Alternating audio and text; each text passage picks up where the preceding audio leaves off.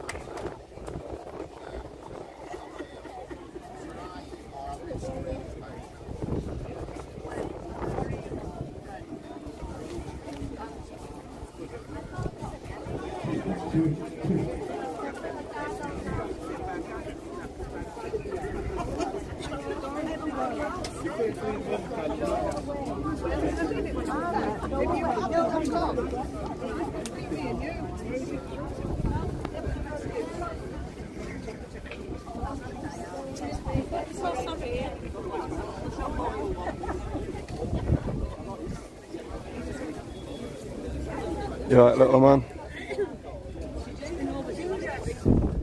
Thanks for tuning in. It's Park UK in Oldham this week. Yeah, did one in Rochdale a couple of weeks ago. I don't know them. I'll probably follow them. I think the man's going to the city centre next, so I'll probably be at that one too. You're right, Michael English. Thanks for tuning in. YouTube. YouTube for which one, mate? TKE Media. Say again? TKE Media. TKE Media. Yeah. It's like going report and protest around Manchester and that. Okay. Cool. I've only got a couple of people in at the minute. Do I talk about why you're here today and stuff? Or? Yeah, it's fine, man.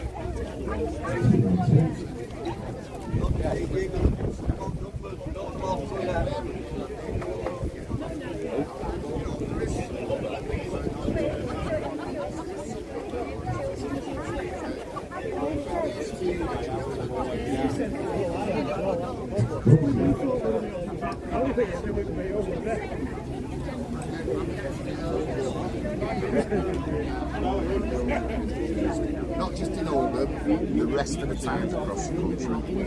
No worries, pal, no worries. Yeah, John. Yes, mate, thanks for coming Sorry, on. mate. Thank you, pal. Yeah, thanks. Do you mind if you give a few honestly, words? do it. So what's brought you? Well, first of all, who are you? For My people name's John Lawrence. I'm the leader of the National Housing Party, and I'm running in Oldham elections, and we're running across the country. But Oldham's my town, and we're here to ask for accountability for child sexual exploitation in Oldham, and there's been none. And as you know, a lot of people will well know, across the country there's never been any accountability. The police aren't held to account, social services are not held to account, the council are not held to account.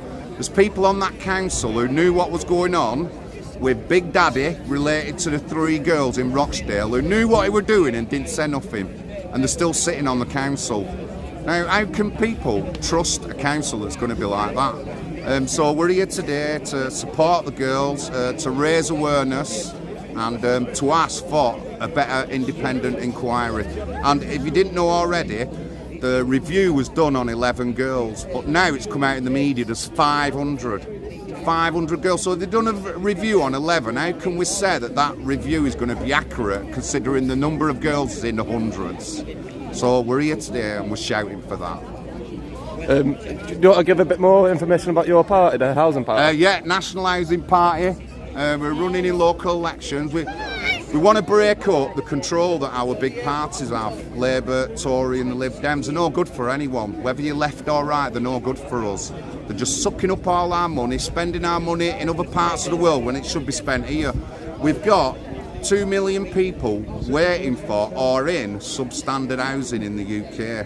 Yeah, we're giving that, we're not doing enough for our own people, and our housing is spread out across the world, so everyone else gets it before we do. So I started a political party up, that's our main focus is housing, but we just want to run in local elections. You can get in contact with me, john.lawrence@nationalhousingparty.uk. We do have a website, nationalhousingparty.uk, that you can go to. We want people to sign up, we want people to run in local elections. How many people have you got running for you? Well, the last election we had 3 candidates, one in South Gloucester, one in the Wirral and one in Oldham. The next elections we've got one in London, one in South Gloucester, 2 in the Wirral and at least 1 in Oldham. So we're spreading, you know what I mean? And it's national, and we're even signed up a register for Northern Ireland as well. But we just want to get into local elections and break up the control that these parties have. Again, whether you're left, right, whatever, these parties are no good for us. We need to get independence in, break up that party control within our government, get better then. Cheers. Thank you, man. No worries, Paul. Thanks very much for coming up. Honestly, respect. Cheers, man. How have you been? You've been good? Yeah.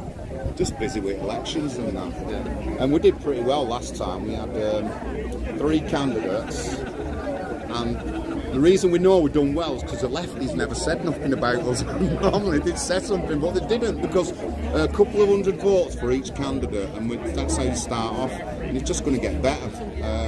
But yeah, how did you do in comparison to like other independents running in the same elections? About the same. There was a couple of independents who've been running longer than me who've been doing better. But yeah, not bad, honestly, not bad at all. My vote share's increased every time I've done it.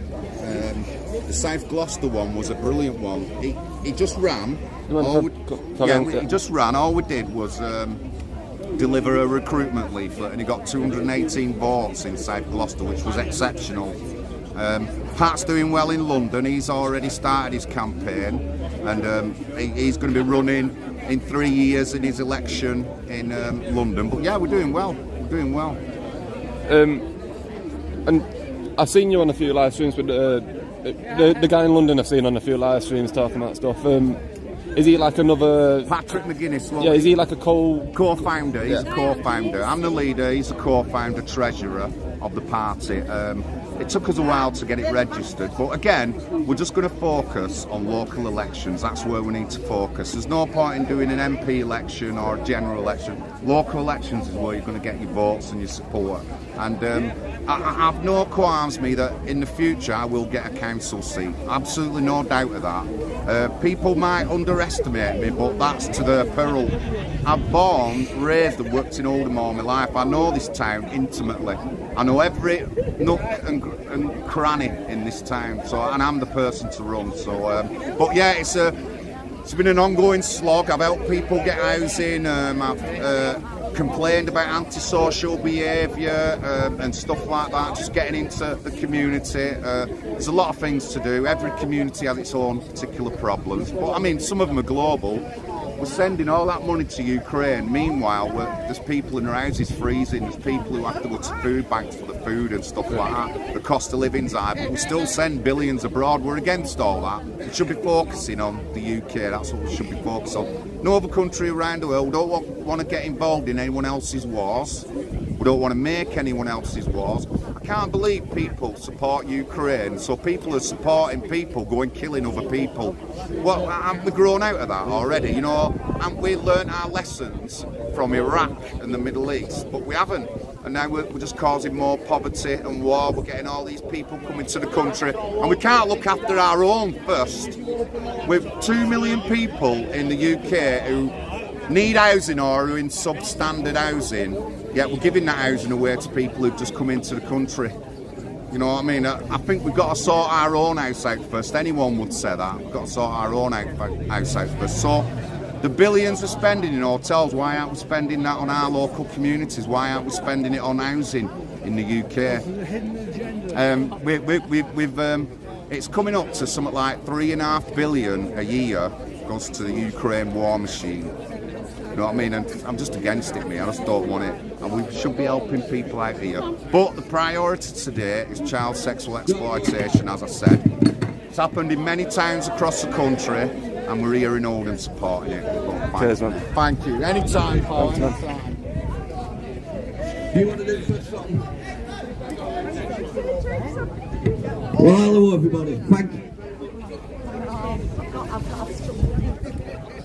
There we go. I'll tell you what, I'm taking it off. Hello everybody. So again, thank you very much for coming today. This is Oldham, now or never 2.0. Hello to some people who's joined while I was doing an interview. Hello to Sasha, Mr. Grimdale. Sorry, I had trouble reading. So yeah guys, we started in Rochdale 4 weeks ago. We're at Rochdale, I'm from Rochdale. Oldham's in Greater Manchester, I yeah. am a survivor of childhood sexual exploitation. Almost a This is why parliament. I come here to stand with Oldham, because again, the same thing that's happened in Rochdale over the last 20 years is now happening here in Oldham. And again, like it was in Rochdale for the first 10 years, it's been ignored. It's been ignored by the authorities, it's been ignored by the council, by the police. And what I, for one, I've had enough, and I know each and every one of you here today has also had enough. So today we're going to be bringing in speakers who have lived through this, who are experts in the field, and people who are going to do what they can to change, because that's what we want, change. We want it to stop. We want our children to be able to come to our town centres in Greater Manchester and be safe. And the way it stands now is there's not safe. I announced in Rochdale that 38 men was charged with child sexual exploitation in Rochdale through Operation Lytton. I can tell you there's 5 other operations on the go as we speak. All these towns are under different operations. We need to bring it under one bridge, under one operation, with a crack police team that be able to do the job instead of keep passing the buck and not sharing the information, because Shabir Ahmed was an Oldham council worker. He came to Rochdale and abused our children. He was in Oldham abusing your children. Because he was a council employee, it wasn't mentioned, it wasn't spoke about. The guy's had so many investigations against him and still not been to justice for anything he's done in Oldham. So this is why we're standing again. You're going to be hearing from more people who can speak better about Oldham than I can. I'm a Rochdale lad. You're going to have people from Oldham speaking to you today. There's some on the way, so I'm going to bring... So we have Hull as well, we have Hull, we have Barrow, and everyone from these areas are going to be speaking. So to start with, I want to do an open mic, because once these people arrive, we're going to be going straight into our schedules, and there won't be no open mic afterwards. So if there's anyone, I'm going to start with the biggest Oldham area, Mr. Brown.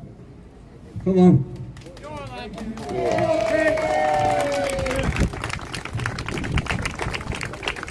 Now I spent a day with Mr. Brown in Oldham. Well, he showed me and we had a good chat, and I thought who better to start an open with than an Oldham man, Oldham, Mr. Peter Jones. Good on you, Billy. Right, this is where the Church of England comes into it. When they have the Canon Jean Earlston preaches at this church that we've got in Oldham here, and 5 years ago she was given a Civic Appreciation Award by this council for the Oldham Street Angels. Well, it were her public and her colleagues, not just the Canon Earlston, that give the Street Angels, but she said she wasn't going to make a regular appearance in our council chamber. She's never been away. Never been away since, promoting herself. But this year, March, we wrote, and we had the Archdeacon. We took umbrage against the Canon Earlston, who sat with those highly paid council officers that covered up the CSE. But oh, they had a good partner, didn't they? They had a canon, a Reverend Canon Jean Earlston, who covered it up. The Church of England, their own paedophilia clergy. So was the Canon Earlston sat there because he wanted to know, representing the Church of England, how the council go on, how the police go on, and how we, the Church of England, must keep secret and silent. Well, the Archdeacon gave us the courtesy, 4 of us. There were 4 of us there, and we had it at the St. John's Church down here on Barry Street. And I says, seeing as Bishop and the Canon Earlston is the eyes and the ears to the Bishop, I'd like to know, is the Bishop informed, and what is his statement regarding the Church of England allowing the clergy to sit in with those highly paid council officers? No reply. So in March, we didn't get the courtesy of a reply. Now, we've had 4 meetings with the Archdeacon of Rochdale, and the Archdeacon of Rochdale was notified. Please put your hand up, Archdeacon, if you're here, because you were notified politely, nothing secret, like the Church of England and other religious bodies. Are you there, Archdeacon of Rochdale? Are you in the crowd, Canon Earlston? Because you were invited. I can see nothing. Maybe they... Oh, hang on. No, I thought I saw one of them hiding in bushes. So, what I want to know is, why didn't the bishop, when we asked him in March, as his position in the House of Lords, to bring in, if he could, as a House of Lords representative, to bring in what Oldham Council denied us, and that was a public inquiry. And also a young lady came in a very distressed state. She was abused. Her own child were taken into care and abused, and she shot out. After being allowed to speak through our intervention, saying this lady must be able to speak, she shot out. Now, the Canon Earlston, in the second meeting we had, and that was down the road at the Oldham Street Angels, said that she went out to look for this lady, and she went into the bus station. And in our question to the bishop, we stated, did the Canon Earlston find this young lady that she shot out? And what was we're back on.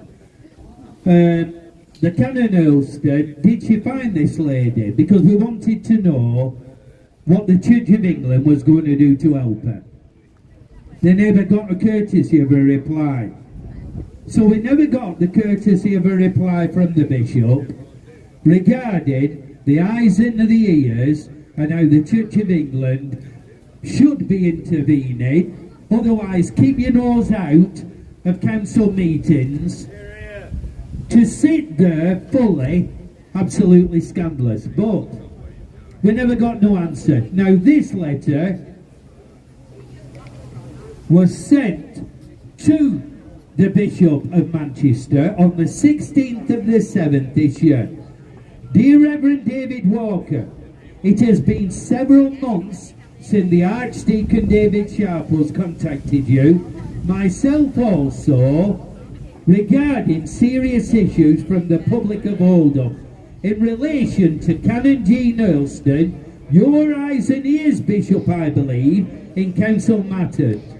Will you now please reply to me so that I can forward your reply to the people of Oldham who have been waiting for months and months on the issue in the letters that you have received, so I could pass the answers on to these people.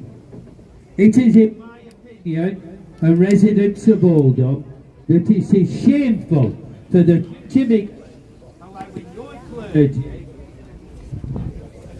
to be involved in local politics, such as the goings-on in Oldham regarding the cover-up of CSE, whilst the residents of Oldham are gagged and refused entry for speaking out to obtain the truth. That happened on 12th of July. No, we ask that you speak to the Archdeacon David Sharples, and you seem to be placing this issue and others at his feet for him alone to try and resolve. In the Archdeacon's word, he cannot do this on his own. The Archdeacon David Sharples is also aware of Dorothy Lloydie sacked for whistleblowing for the protection of under fives. And also the shameful bullying to staff at one of the prime Church of England schools, Crompton House, where my partner was made to feel as though to take her own life because of the bullying covered up.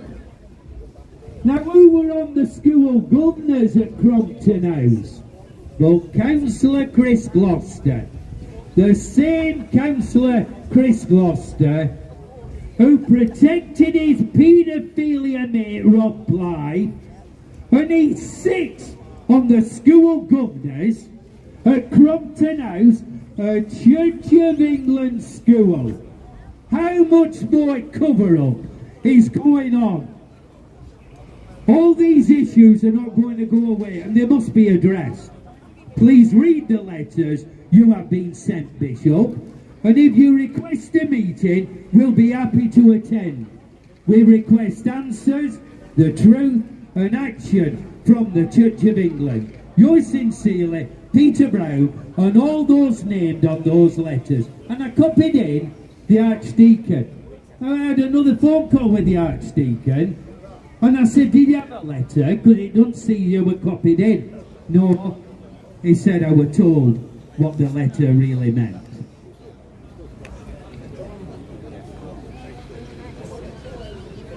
This,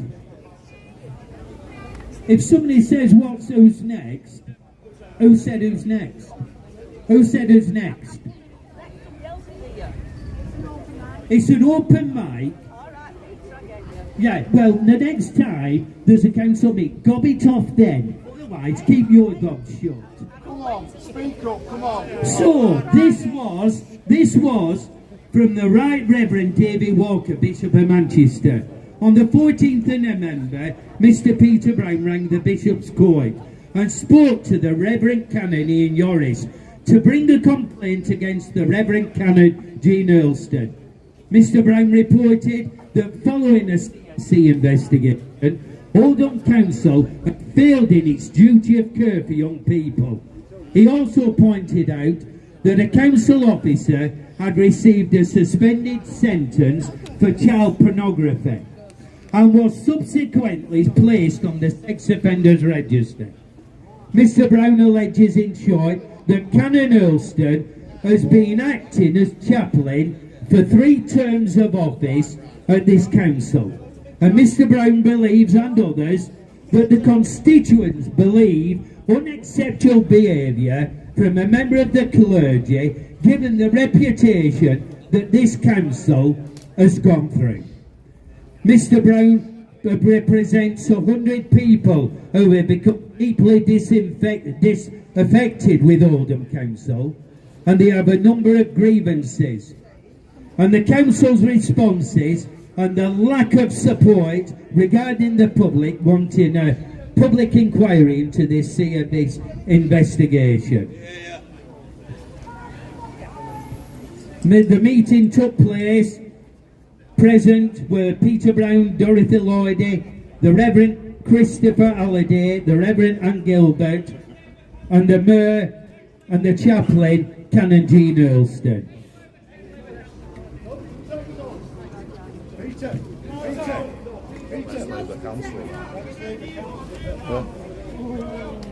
That was a bit silly. Ex-Labour councillor. In the end, we had the Bishop of Manchester washing his hands completely, washing his hands, and said, you haven't got any further substantial information, I will be not responding further to any of your letters. So the Bishop of Manchester is aware of threats of protest regarding the paedophilia clergy. They've got to have it. Thank you very much.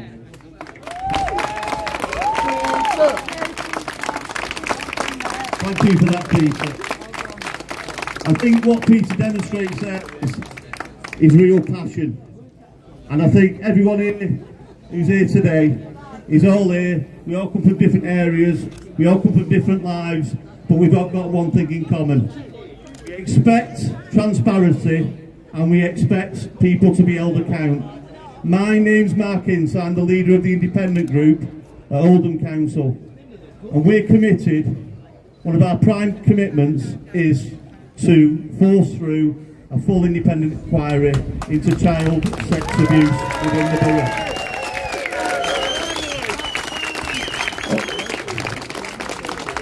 Only by coming together with more voices do we make more progress.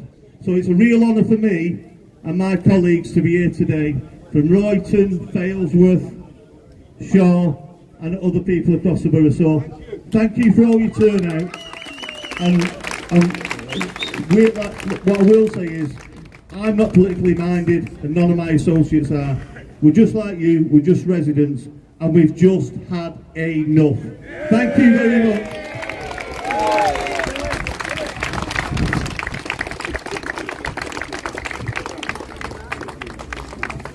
Brilliant, thank you. So yeah guys, you're hearing it from the people who are living this. Guys, I can ask you, you're going to have people saying things as they're walking past, just got to ignore them. Also, on this back road here, they can't close it, so if you see a car, just step in. I don't want any of you to get hurt. You know, I'm not bothered about the car, I just don't want you guys to get hurt. So if you see a car behind, just step forward and out the road. Keep yourself safe. Don't want no ambulances today. Okay. Sticking with Oldham. I've seen him, so I know he's here. One of my favourite people of all time. I can't spot him. Raja. Ladies and gentlemen, Mr. Oldham, and soon to be hopefully your MP, Raja Amir. Thank you to Billy for organising this. I'm not in the best of moods. I've just seen Jeremy M.T. Sutcliffe walk past. He's one of the Labour councillors.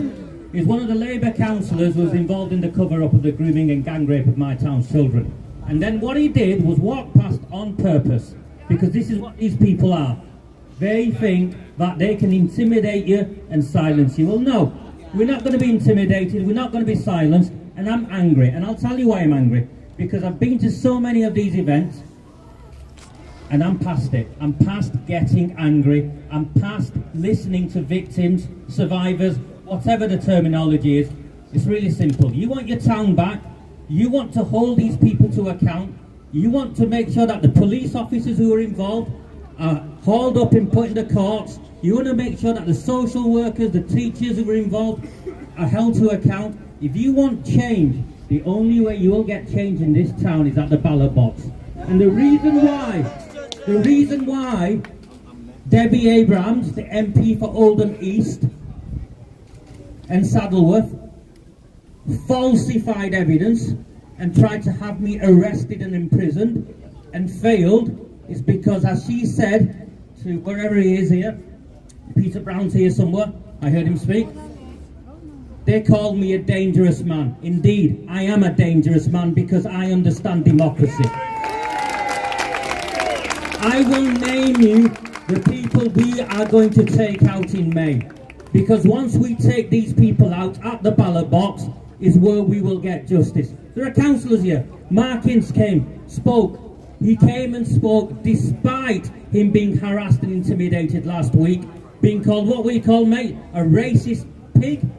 Yeah, a racist pig, because like me, he refuses to remain silent to the cover-up of the grooming and gang rape of our town's children. Well, sorry, I don't care. I don't care if the children are white, brown, black. They are my children, and we will not look the other way.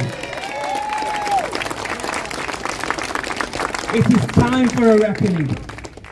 We got very, very close, and I know they're not here.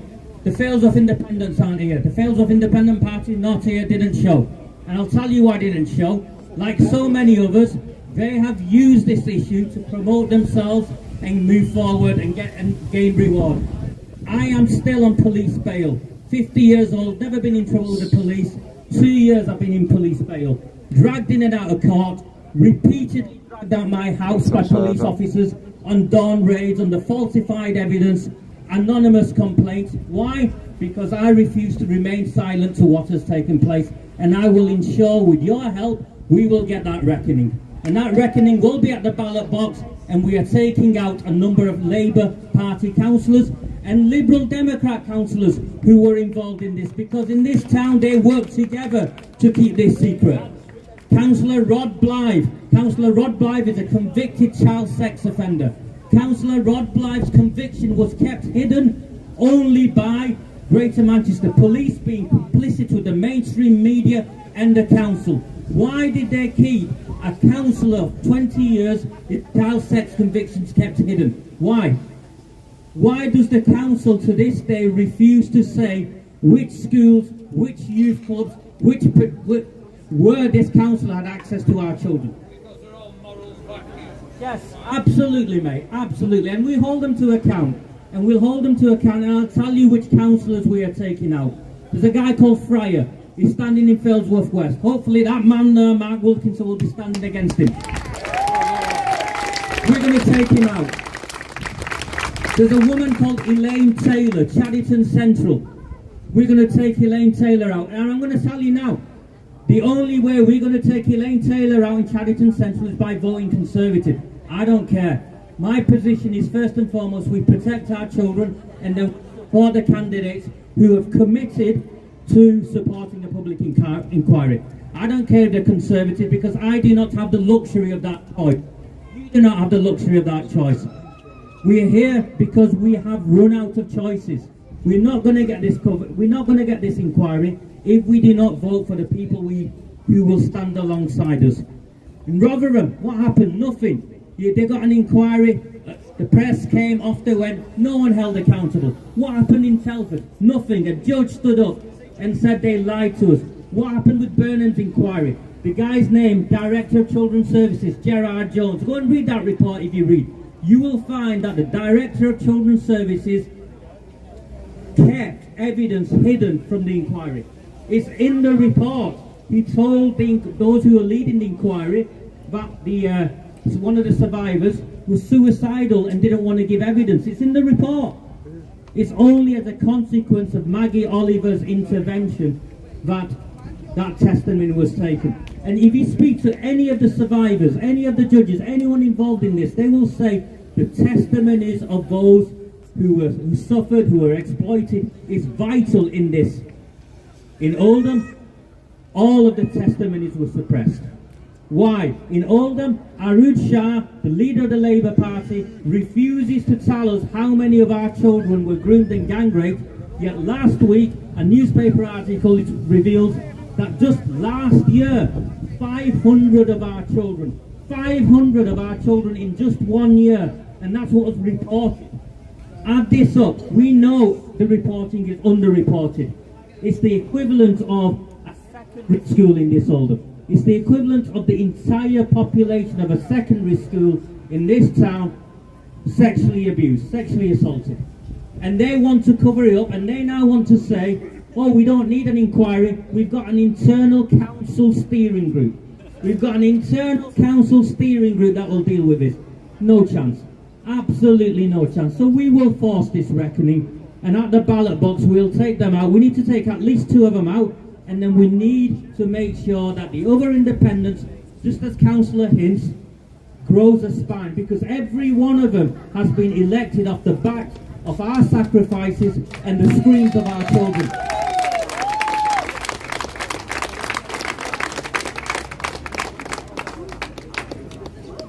This will end. Next May will be the beginning of the end of the Labour Party in this town, because in the towns and cities across the country where this has happened, in every instance there's been a Labour Party council involved, and there's within this fear of racism, absolute nonsense.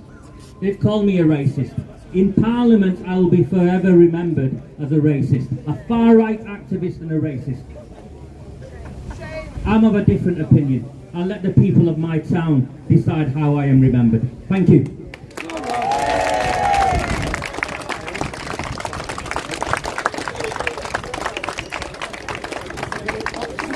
Okay, the work Raja's done in this town over the last so many years, he needs a bigger clap than that, trust me. He needs a bigger clap than that. The next person I want to introduce you is also, like Raja, been stuck with this, lived this, and had to go through this for many years. She is an absolute diamond, and I want you to give her a warm welcome. She's back in her hometown because it's now safe, because she's got people who's going to look after her. But she had to move out of this town because it was unsafe, because she stood against these people. Please give a warm welcome to Deborah Barrett.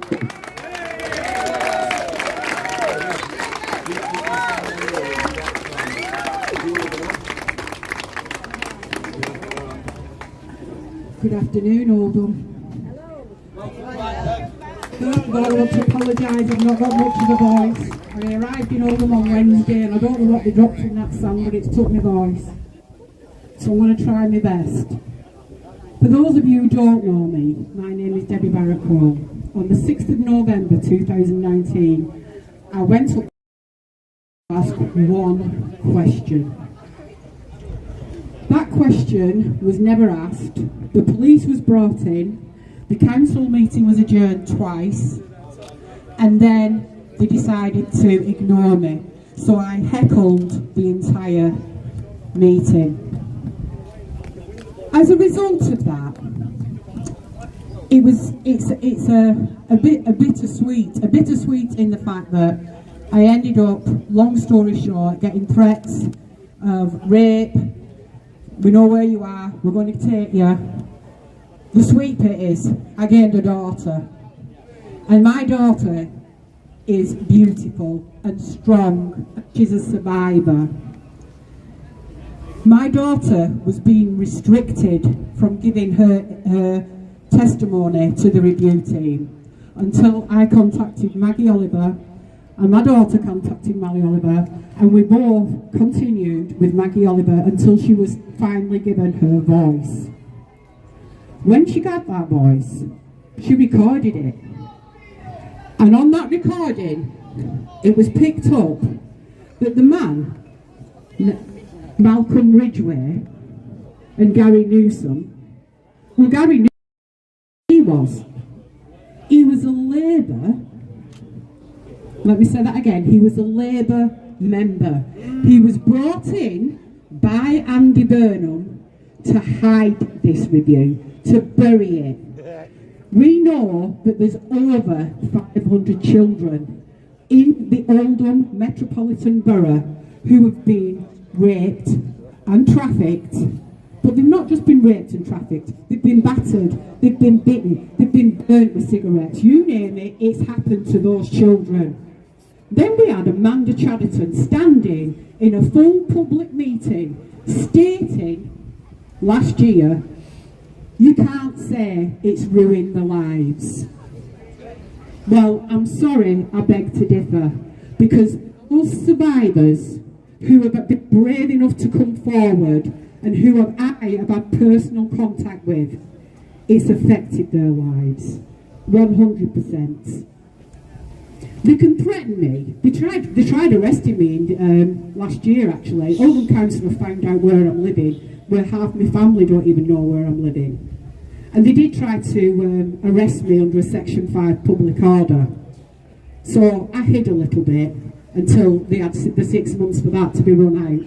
And I did send them a very nice message on New Year's Eve. And it basically went, that's what it went. And that's Greater Manchester Police. If you believe that Greater Manchester Police, Oldham Police, are here to support your children, please wake up. They are not. They are not. You can see them here today. They're all loitering with intent, waiting for any trouble, waiting for any harassment. But we are peaceful people. We are peaceful people. But what we are is not putting up with this anymore. This is my hometown. This will always be my hometown. But I can't live here anymore because I'm under threat. But by God, you need to all know, I ain't gone away. I'm not going away. My daughter encourages me every day. Encourage her every day to keep going and keep going and keep going. And that is exactly what we have to do. And if we have to go and march on number 10 Downing Street, that is exactly what we will do. That is exactly Exactly. Suella Braverman and Rishi Sunak came to Rochdale only a few months ago saying, oh, they're going to do this and oh, they're going to do that and oh. But do you know what? We've got a council here that won't even entertain it, that won't even ask the government to come in. They will say, no, no, no. Why? What they're hiding. We all know what they're hiding, and they all know that they will be held accountable. And my words, as I stand here today, if it takes my last breath, after what happened to my daughter and her friends and her supporters and her people, if it takes my last breath, I will make sure that somebody is held accountable for this. Yeah. Again, Debbie Barrett Cole, everybody. So on this journey you meet lots of like-minded people. Wherever I go, I've been to Telford, I've been to Rotherham, I've been to virtually where you've seen it in the papers, I've kind of been, Barrow, I've been to them all. And you meet people along the way who are like-minded people who think the same as you do and want to put a stop to this child abuse. Now, someone who's been in Oldham also, campaigning against it for quite a long time, I'd like to give him a platform to speak today. He's standing for independent councillor also. Please give him a warm welcome to John Lawrence. Thank you guys, thank you. But let me just say something. What we know now about child sexual exploitation, it's not new. It's been going on in Oldham since the 80s. I know of 2 girls who've committed suicide over this, and nothing was done to support them, nothing was done to help them. And nobody speaks their names because nobody knows them. Nobody knows them. We only know things that are happening now. So just let me say that. Also, Oldham had a big spike of sex attacks in the 90s. And it was blamed on the taxi drivers, and we now know that the taxi ranks and the taxi drivers are a big part of child sexual exploitation. In every town that's been mentioned today is the taxi firms. Now, we can get on top of that, yeah, of course we can, but what we want people held accountable. That's the main thing. No one has been held accountable in any of the cases in any of the towns across the country. Rotherham, Telford, Cumbria, Leeds, Bradford, Oldham, everywhere, no one has been held accountable. If people would be held accountable, then we wouldn't have to protest. If people were held accountable, then we could take care of our girls, we could get a smooth running town, and things would be in the open for everyone to see, but it's just not like that. And Oldham isn't the only council that's like that. They're all like that. That's why I got into local politics, because I'm sick of the unaccountability, the no transparency in anything that the council does, and it's wrong. People in, so we should be able to vote them out. So, you know, you might not vote, but think about voting. If your neighbour doesn't vote, ask them to start voting. That's what we need. A lot of people, a big majority of Oldham don't vote. So all that's going to happen is that council is going to stay in power and abuse power. So people need to stand up and get themselves elected, get themselves counted, just like I'm doing now. But again, it don't start there. It starts at preschool. And my mate Dolly here, she'll tell you, it starts at preschool where they leave people unaccountable and they don't say nothing. They intimidate you and stuff like that. You know, I'm sorry that Debbie and other people get intimidated. It don't happen to me because I've got a thick skin, I'm a man. And they won't pick on men, they'll pick on women and they'll pick on disabled people. But they don't pick on full standing men. No one says nothing to me, nobody in Oldham says nothing. But they will say to Debbie, they will say to Dolly, they will say to people who are more or less off or more vulnerable, and they will say, but they don't say nothing to me. And that's why I will end up getting a council seat. It might not be as good as what I think. I'll be ignored off the council, but I'll be in there. I'll be in there poking my finger in the side. I'll be in there as the biggest thorn in their side that council's ever known.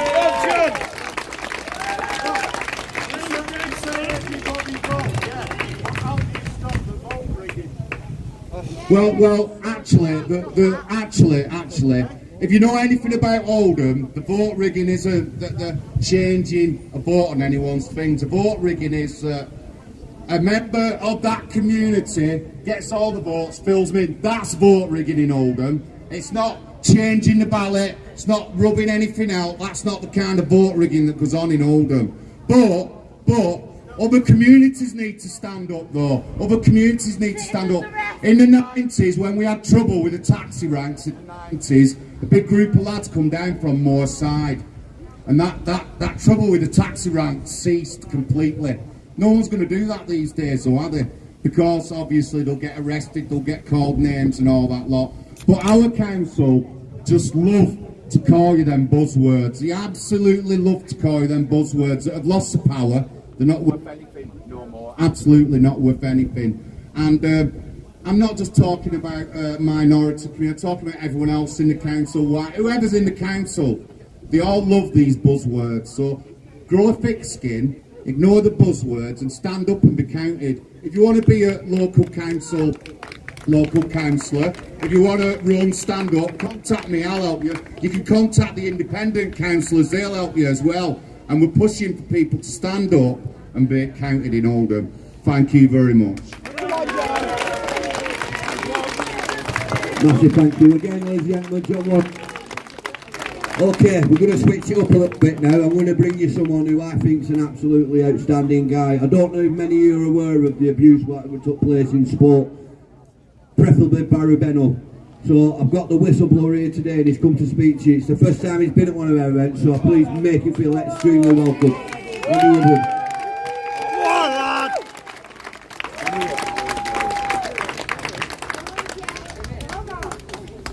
Hello everyone.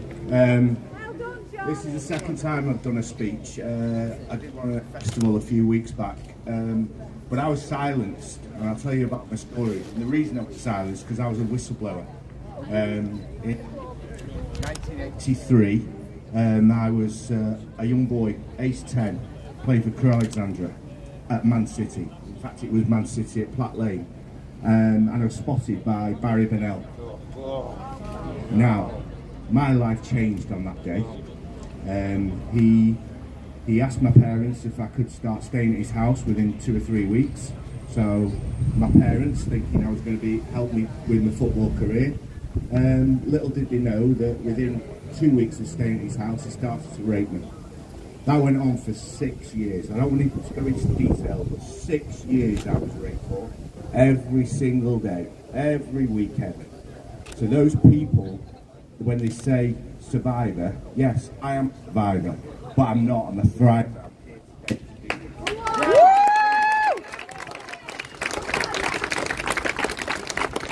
He raped me for 6 years. He also groomed my parents for my sister, and my sister was aged 40. He raped her and then went on to marry her. He had 2 children. I never said a word. And that's the power these individuals have over us.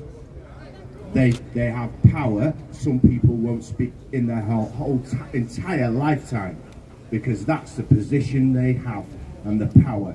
And those in power will do that, and some people can't cope with that. So with me, and then in 1997, I made a football career out there. I don't know how. I don't even know how I'm still stood up today, but I am. Because you're a warrior. Thank you.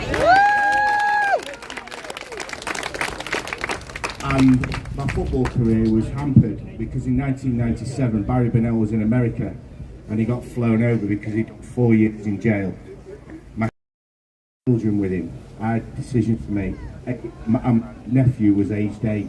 And the police were badgering me.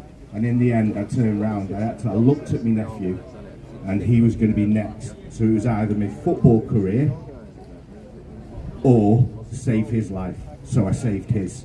Within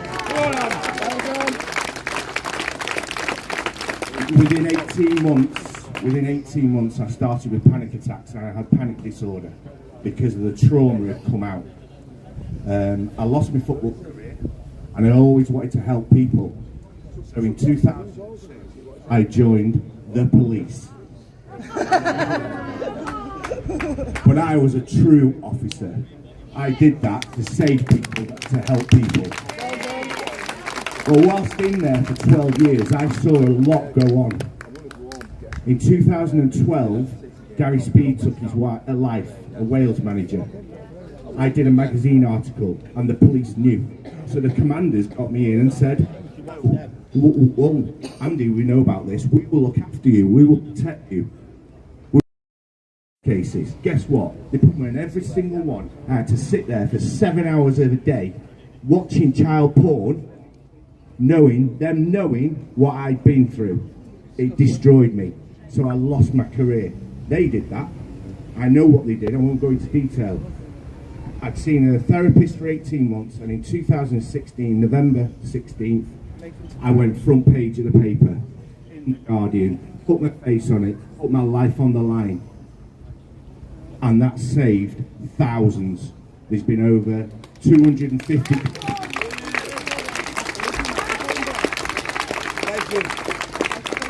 Over 250 clubs. I've been to Sao Paulo. I went to Santos and Palmeiras. I did talks there and I changed the law for children out there. And I thought, I want to help others. So I asked another at the PFA to give me a job. Let me do it. I'm true. I can speak in front of thousands. I'm not bothered. I want to help children. That's it. That's my whole, warrior, whatever it is in me. And guess what? No, we can't, Andy. What about the other players? Well, yeah, we can do it collectively. No, I'm going to give you any. For the last 7 years, they have tortured me. They have followed me. They've surveyed me because I told truths. And this is what these institutes do. They will hide the truth from you, whether it's politics, the church, sport. Sport is powerful and so is football. Football is the biggest money earner around the world. They will silence it. So they silenced me. I lost my partner 2 years ago because we were fighting against Greater Manchester Police of all places. She went back to her apartment. She never returned. They said she poisoned herself. Really? I've had to deal with that grief too. 3 weeks after that, there's a BBC documentary called Football's Darkest Secret. 24 hours after that, 7 police officers, 3 doctors turned up at my friend's house and sectioned me for nothing. That's what they do. I fought to get out and I got out. And I've been silent, but it's took me 2 years to get over this. I've got bad anxiety at the moment, and that is from trauma for the last 7 years. So I've been re-traumatized by the institutes, and it feels exactly the same, that position of power and trust has been taken from me again. I've been through enough in life. I have been through enough. But I am not on my own. There's millions of people, and it's not just me. I can stand up and say this, but it's not just about me. It's about the beautiful people here in Oldham that have been crucified, and children, and just ignored. This is wrong. It is wrong what's going on in society around the world. I'm a victim of that.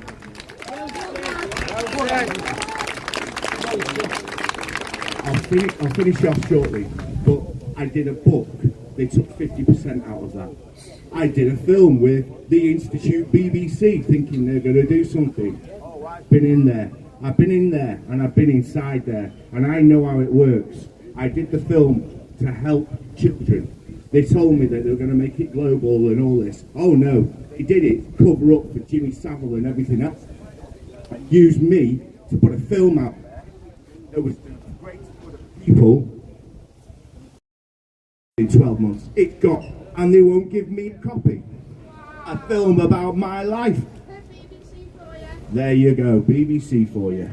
But I've been inside that institute, and I know how they work.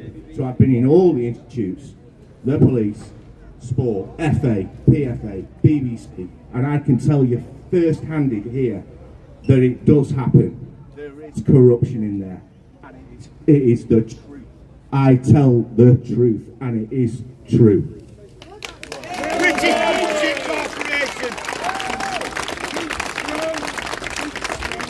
We are warriors.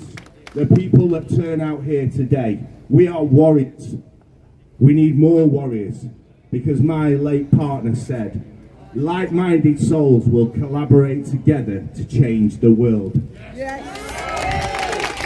Not the darkness, not the evil. They have destroyed for generations and generations, from politics to whatever it is. But the world is going to turn, and it's going to turn from dark to light, and it's going to happen in our lifetimes. Trust me, you can see it every single day on the news around the world, and it will happen, everyone. And I will carry on until my last breath to do this. If they take me out, guess what? Everybody will know why they've took me out. I have no fear. I am fearless. You'll be fearless, every single one of us. Because these children should be protected. They shouldn't have to have a life like I had. 4 marriages, 5 children, destroyed, life sentence. And they shouldn't have to deal with that. Because I did, and I'm still alive. And many of my friends are no longer here who hung themselves or killed themselves because they couldn't cope with what happened. This is truth. And I'll tell you something else, one of the best things, I get a bit emotional now, the best things just recently, the universe is powerful, and I have a spiritual gift. I'm not going to go into it, but I do. And I was guiding into a pub in Cheadle, and I was going, what am I going to do? Nobody will listen to me, I'm silenced. How can I do something to help children? And this man here, Sean, and they said, go and speak to him. So I went to speak to him. I've never met him in my life. And I said, what do you do, Sean? And he goes, we catch pedophiles. And I said, wow, can I be a part of that? Can I do that? Yeah.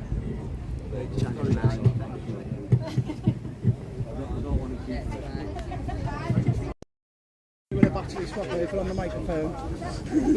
Channel 4 Dispatch should do a programme on the FA and the Barry Bevel as well. And that was all, well, it was over 25 years ago, nothing was done then. Yours floodlights, wasn't it, Andy? Floodlights. There's our reach. Look at that, lady, look for the chair. Sorry about that. Yeah, I thought I was like, yes, so with Sean, and he says, I catch paedophiles. And I went, brilliant, I can do something, please let me be a part of it.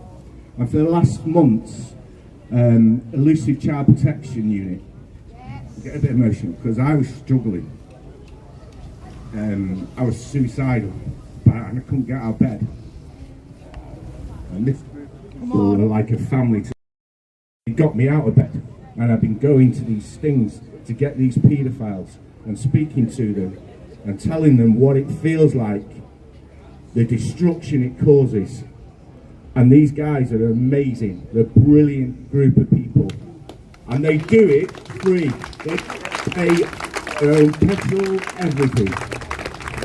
Everybody should watch them because they're amazing what they do. And they've got a 100% success rate. And because of that, it's lifted me. And I'm coming back. And I will come back. I'll do another film. I'll do another book. But this will be truth this time. Pure truth. Not taking anything away from me anymore. So I'm going to pass you over to Sean for Elusive Child Protection. And thank you so much. What a brave guy, Jason. It took me 30 years to be able to stand here and talk like that in front of people. Give him an absolute round of applause again, guys. He's an absolute legend. The next guy is also, I keep telling you about legends today, but a few more to come. And the next one's my online hunter from Elite Child Protection Unit. He's here with his team. He likes to speak about online safety. It affects all of us. Ladies and gentlemen, from ECPU. Guys, as you know, obviously we're an online paedophile hunting team. We've been going for 5 years. We've been shut down twice by the police. Oh, we're not too sure yet, but we're back open. We're going to carry on doing what we're doing. While we're in Oldham, we're going to speak about something. Billy's here anyway. We come down here a few years back and we tried to set up child safe zones in the shops. So either a child's been bullied, a child's been groomed, or a child's been followed, then go into that shop and ask the people in that shop to ring the police. As we're walking around putting these posters up, and we got told by the council, we're allowed to put these posters up, Billy. Am I right or wrong? Right behind us, the council leaders and the local security and the police were taking the posters down as we were putting them up. So all the child safe zones were took down. To talk about covering up child sexual exploitation, listen to me, you fucking scumbags. We're trying to make a change and do something about this, and you're walking behind us pulling down child safety zones, which it said we was allowed to do. But what I will say, guys, as you've seen, that our very own Andy Wood, he's part of our army now, and we are building an army. We're not going to stop doing what we're doing. We're going to carry on and proceed forward. We're going to catch and expose as many paedophiles in this country as we can. If that means us going to prison, you put us in prison very quick, and then you'll build martyrs, and we'll build armies around it, and we'll carry on doing what we're doing. Send me underground. Send us underground. Try it. Send us underground. It would be even worse.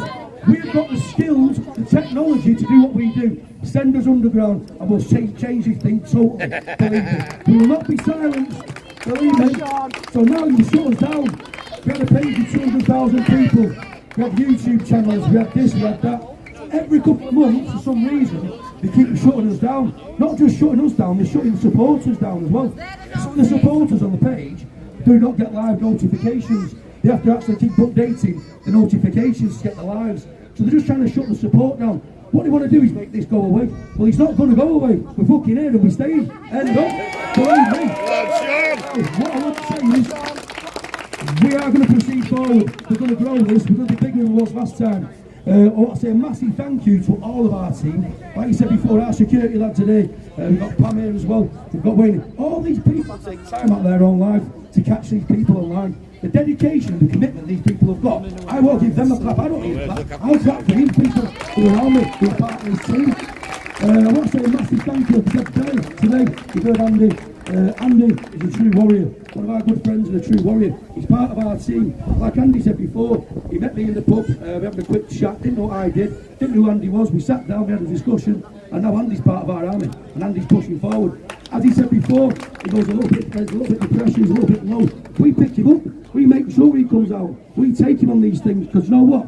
I know he's hit revenge as well. It's all survivors' revenge, what we do online. And plus exposing these people, they need to be exposed. So parents, in societies and in areas, know who's living next door or down the road from their children. So why would you cover it up? So obviously we're going to have to keep going, as I said before. But obviously, like I said, at the moment, we're having a lot of problems at the moment. I think we caught 7 people who've not been in the country very, very long. These people that we've caught have only been in the country for 7 weeks. Out of the 7 weeks they've been here, they've been talking to decoys online for 5 weeks of it. I don't know if they're in hotels or wherever they're staying or wherever they are, but they've not been in the country long. We catch about 7 of them in a row, then bang, your page is shut down. I spoke out about, we've got our own homeless problem in this country, and this is what I spoke out about. We've got homeless veterans, etc. And I said this on the video, we need to start our own homeless problem out. These people have been put in hotels, and the hotels that they've been put in, they've got a mobile device. They're sat in these hotels and they're speaking to kids online. So you look at it that way. Why are these people being given free homes to groom our children? That's what I'm going to say, and it's happening all over the country.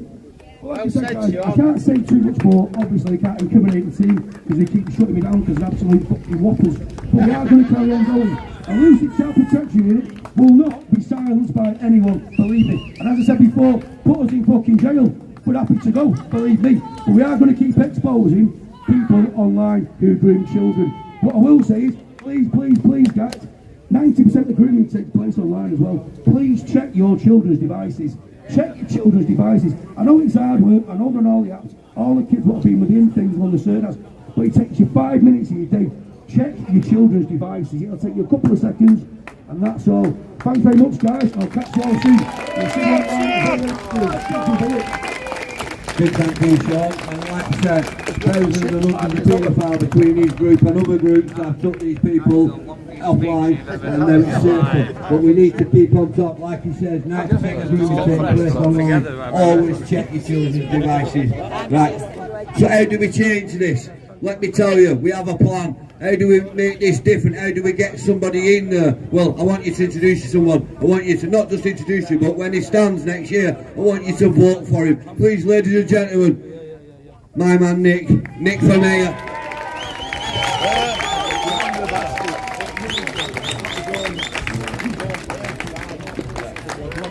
Hello everybody, my name is Nick Buckley and I'm your independent candidate for Mayor of Greater Manchester next year. And we do need a new mayor. We need change. Let me start by saying the obvious. It's a sick society that doesn't protect its children. And we've become a sick society over many, many decades, over many governments, over many decades. It never seems to stop, from Jimmy Savile to other BBC presenters, to the grooming gangs, and nobody ever seems to get a grip of it. And there's a reason why. And the reason why, it's called politics. It's because everybody only cares about themselves once you reach a certain level. And I'm tired of it, and that's why I'm standing. I'm tired of people moaning. I'm tired of people doing nothing about it.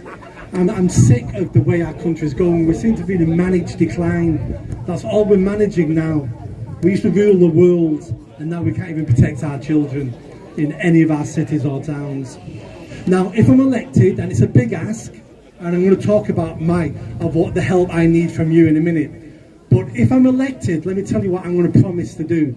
And this is on video now, which will go on YouTube. So if I don't live up to this, you can point it out and say, this is what you said when you came to us in Oldham. This is what you said.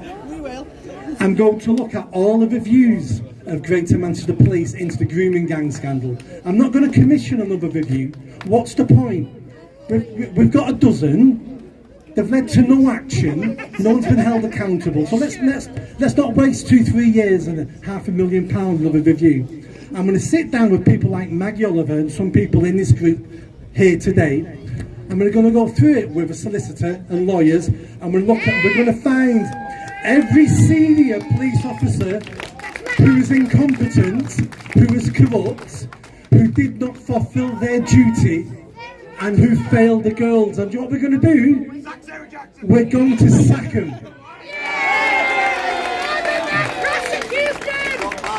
And once we sack them, if they take us to court, that's fine. Take us to court for unfair dismissal, and we'll go through all the evidence in court, and you may win, and we may have to pay you off in court, but that's fine, because we've shown the people of the country, this is what happens. This is what happens when you let our children down. We will sack you.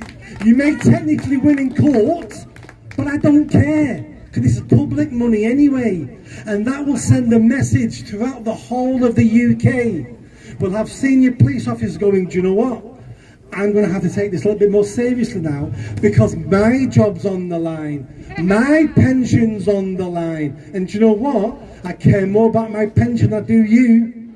So therefore, I'm going to do the best job I can, because all I care for is my job and my pension. And then what I'll do after that, I can't sack councillors as mayor. I won't be able to sack council employees. But we'll go through those reports, and the mayor will stand up in front of TV and will name and shame the people who should be sacked from the councils. And I will stand there and say, this head of service let children down in your area of Bury, Oldham, Rochdale, Manchester. And as the people, you need to sack them at the ballot box. You need to hold your elected officials accountable, because it's the only way we get change is through the ballot box. And if you're stood here today and you're against child grooming and child paedophilia and you don't vote, shame on you. Shame on you, because you're part of the problem. Some of these councillors are only elected on 18% of the population. 18%, 1 in 5 people. And you can get a corrupt politician, and 4 out of 5 people don't even vote. Well, you shouldn't be complaining, because you're part of the problem. And we need to hold our friends, family, neighbours to account and say, why didn't you vote? And ask them to vote for me. And if they don't like my policies, that's fine. Don't vote for me, that's fine. But vote for somebody. Find someone you like and vote for them and get them into power. It's the only way we're going to change it. So, I've got other policies you're going to like as well. So I'm tired of the waste and incompetence of our tax money. How the councils, the police, the NHS, all these public services waste our money, and we say nothing and we do nothing. So the NHS is short of money, but they've got money to paint their buildings in rainbows. What's that about? Why are we allowing that? And who do we hold accountable for that? We hold no one accountable because we don't understand where the money's going. And who is in charge of the NHS for the North West? I don't know, and you don't know, so we can't hold them accountable. But as mayor, I'll be able to go on TV and go, this is the person who's wasted £500,000 on some crazy scheme we don't want. And as the public, you need to get angry. And then you need to write to your MP and your councillors and going, I'm not voting for you again unless you sort that NHS out, unless you sort the Greater Manchester Transport. I'm not voting for you. And the public anger will change what the politicians concentrate on and what their priorities are. Politicians only want your vote. They don't care what they do. They're only worried about the next election so they can be voted into power again. And they will switch sides, they will flip-flop. They don't believe in most of the policies they have. They don't care. Their job is to be elected again. And if enough people can convince politicians the way you get elected is by doing what the public want you to do, they will switch sides. They're career politicians. Think about it when you're at work and you're looking for promotion. You'll do whatever you want. You'll do whatever you can to get promoted. That's how politicians think. We need to hold them accountable. Now, the mayor election next year is the 2nd of May 2024. I've got a huge hill to climb, you know, and the odds at the moment are looking in my favour. But we're still 7-8 months away. Now, how do I win that election? I win the election by people like you who leave here today and go, I like the sound of that man. I like what he's talking about. He's not going to be perfect, and do you know what? I won't be perfect. I'm not going to do everything you like as an individual, because that's impossible to do. You need to look at some of the main policies and go, do you know what? That is something different. That is something I want.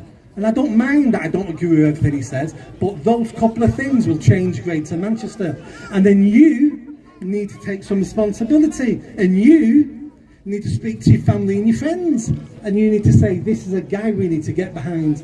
This is a guy we need to follow on social media, and look for it, Nick Buckley for Mayor. Follow me on social media, start sharing the posts, start commenting, start talking about why what I'm saying is what you need in your community. Because unless you want it, unless you fight for it, why should your friends and family and neighbours do it?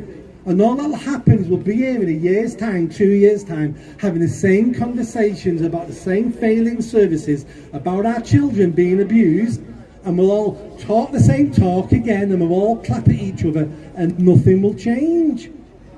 And surely we're at a point now where we want change, and we only get it in our country through the democratic vote, through the ballot box. Everything else is a waste of time. People fought and died for us, for the commoners, for the uneducated, for the stupid, for us to have a vote. Because no one wanted us to have it, because the people in power knew we could be dangerous. But the clever people, the elite, they pulled a trick on us, and they convinced us that our vote doesn't matter. So what did we do? We took handouts from the government and we sat at home with our Sky TV and we thought, watching Coronation Street, thinking, I don't need to vote. You do need to vote. And that's the message out of today from this event.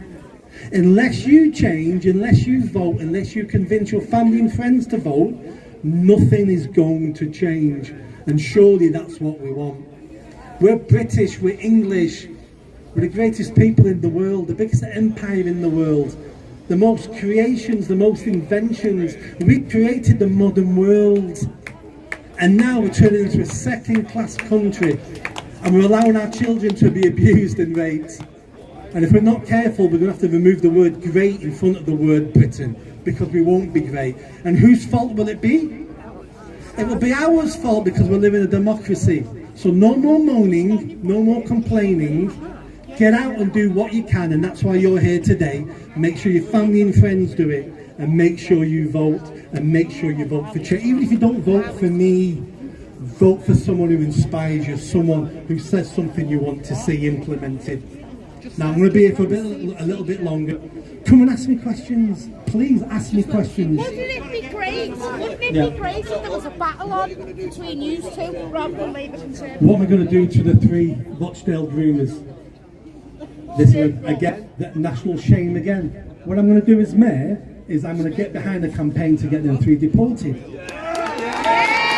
If we can't deport foreign criminals from our shores, if we can't deport foreign paedophiles from our shores, then we're not a free people, we're not a democracy. Now, how do we do that? The mayor doesn't have the power to deport somebody, so no, I'm not lying to you, so let me not give you false promises. They're the scapegoats. But what I can do... Police and the councillors rape the same girls as well. Yeah. Possibly. No, not possibly. But let's talk about... Let me answer this point first on the 3 from Rochdale. So I can't deport them, but what I can do is hold the Home Office to account.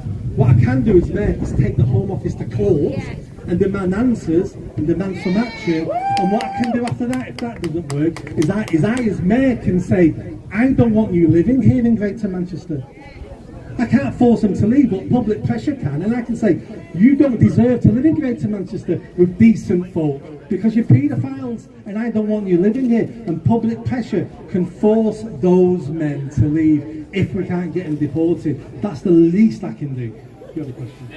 What are you going to do? What are you going to do about social services and social workers that about this problem all over? That's why he was covered up. I'll get you in a minute, honestly. The exact same thing. We're going to get prosecutions and accountability. I can't hear you shouting. Sorry, say again. We're going to get prosecution and accountability from the social services also, because they've been hiding it in documentation, and also they've buried loads of paperwork that no one can get hold of, and all the abuse is actually in the paperwork. So I think we need a raid of the vaults, because they've got vaults under the floor of the councils. And the secret family court. The social services and the incompetence. So that's the point I talked about a minute ago. So as mayor, when we look through all these reviews, we'll be highlighting the failing social services, but not just the departments. That gets us nowhere. We need to point out the heads of those services and the senior managers, and we need to say these failed, and you shouldn't be in social services anymore. You've got one in Rochdale, Julia, has social services. Yeah, Caroline Fascini as well, who's mine.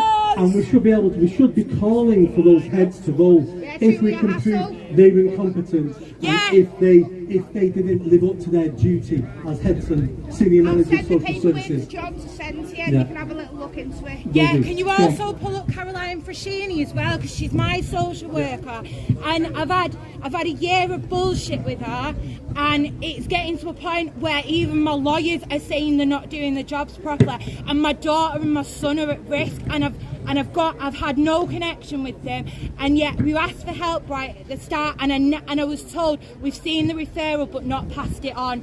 Yeah, all that will be looked at in all the social services, because it's about time. Yeah, it's about time, because you're not just failing families, you're failing children. And as someone who has had problems with social service in the past, I've got no connection with my mum because of social services, and that has now led to the fact that I'm now struggling with my children, and they're not seeing the fact that these correlations between there. The least we can ask of social services is accountability. Yeah. And for you to see everything they hold on you, and then to have them to publicly tell you why they're making those decisions. Yeah, and then they don't take responsibility for what they've done. That's what we need to do. They need to be responsible for the decisions they make. And we need to have a system where you can then challenge those decisions they make. And if they're incompetent, those people shouldn't be working in those sectors. What about by starting up with John to get all the mums together, to group everyone together? And we'll get Oldham social services and blood on your hands. Yeah.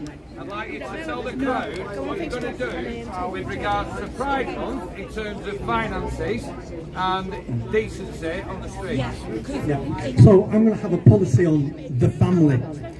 We celebrate everything in Greater Manchester now. We celebrate diversity, we celebrate sexuality, we celebrate all types of communities. What we don't celebrate is the family, and the family is the cornerstone of every society. So as mayor, the mayor's office will not be funding any projects that does not promote the family. We will not be funding any projects that only benefit a certain type of the community or a certain type of people. If your project, your service benefits the family, then we'll be looking at that. And then if we're looking at, the gentleman here talks about pride in Greater Manchester. Pride in, I mean, people can hold pride events across Greater. Not got a problem with that at all. You can hold any event you want. We're a free, hopefully we're free people in a free society. But pride will not be a celebration of degenerates. Pride will not be a celebration of perverts openly on the streets. Indecent behaviour on the streets of Pride, you'll be arrested. Because I'm not having that in public. Whatever you do in your bedroom is you can do in your bedroom, not got a problem. And we shouldn't have a problem what adults do. But Pride will change in Greater Manchester if I'm elected. Because I will not be using public money to fund the police, to police events that don't promote family and family values. If you want to do things as an adult, then you can do it, it's legal, but we're not going to promote it. I want to promote the best future for Greater Manchester, and it has to be the family values, looking after our older people, looking after our vulnerable people and children. That's the priority, not splitting us into groups against each other, white against black, Christians against Muslims, straights against gays. Those days have to stop. We have to come together as communities, as regions, as a country, and we need to celebrate the family because we've all got that in common. We all come from families, we all want families, and we all know the benefit of families. No more splitting us into groups, because that's how they control us. Because they can use one group against another group. We need to come together under shared values. Any other questions? You have a question? Did you have a question? People that you mentioned were scapegoats. Any other questions? I'm here if you want to come to and talk to me face to face in a minute. But again, my last message is make sure you vote, and if you like some of the things I say, vote for me next May. Follow me on social media, Nick Buckley for Mayor, and start talking to your family and friends and get them to vote. Otherwise, we'll never have change. Have you got any MP friends in Birkenhead that I can connect with? Because I'm from like Birkenhead area. Woo! Again, once again, Nick Buckley, ladies and gentlemen. A man who I can get behind, a man who I am going to vote for. I hope you do the same. Anyone who's seen these streets of today, share it so people can hear what he's just said. Yeah, he's going to take the Home Office to court to deport the Rochdale Free. The other thing, which he hasn't mentioned, which I absolutely love, and I know Oldhamers are like this one as well, he's going to give us a referendum, if he can, on voting whether we're part of Greater Manchester or we're going back to Lancashire, which is from Rochdale. That's what I am. I'm a Lancashire lad, and that's what we want to go back to. So he's going to have a say in that. He's going to give us a say in that, which is more than we got under Andy Burnham and his cronies. Get Burnham out. Burnham out. Out. Right, I want to bring some other people to the mic now, guys. Now, I know they're not Oldham and Rochdale specific, but they're going through the same fight as us now. I heard a gentleman over here shout that the politicians were doing it as well, and he's absolutely spot on. Cyril Smith, Richard Farnell, every one of them was involved in abusing young boys at Northview School, every single one of them, and they never got held to account. The country knows what they did, but no one's been held to account for it. Not those that knew that was happening. Everybody knew. Look at the time. We all knew. I told them they'd been abused in their road and they did nothing. They all knew. Everybody knew. I want to introduce somebody else from Beach Home House now, who, again, like myself, has fought for many years for justice. Please give him a warm welcome, Alan Murray. Guys, I don't know how to follow the brilliant speakers that have been before you today.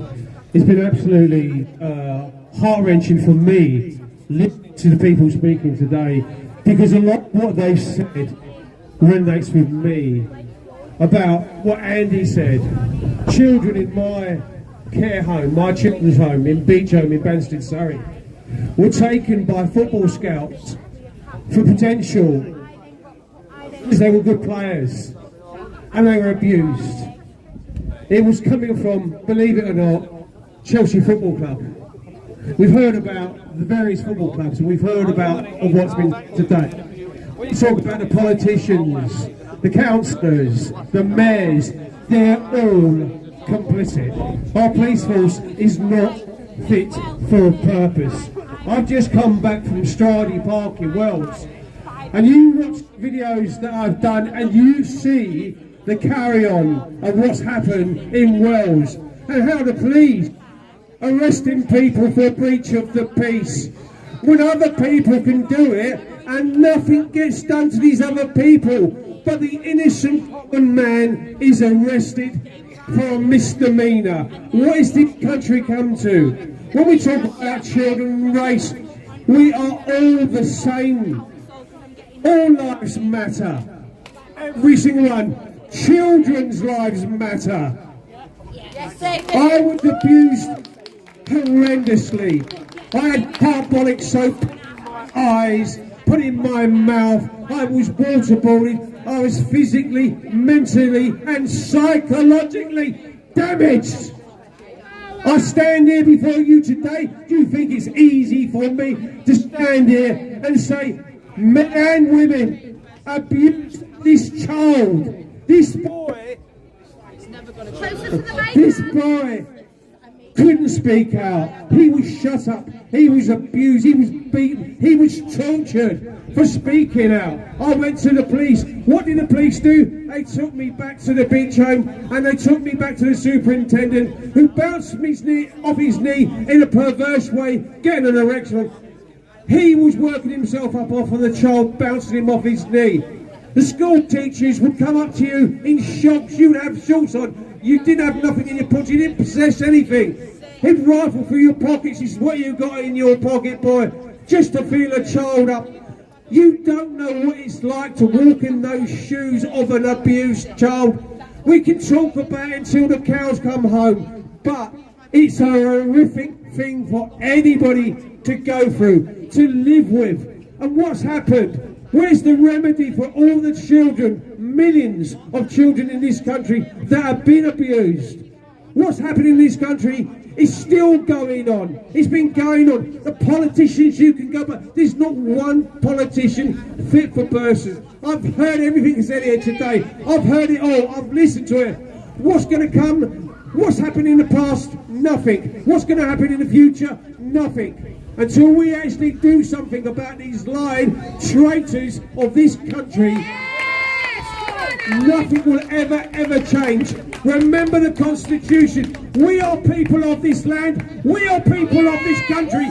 Stop teaching others. Stop raping our children and let us have a life.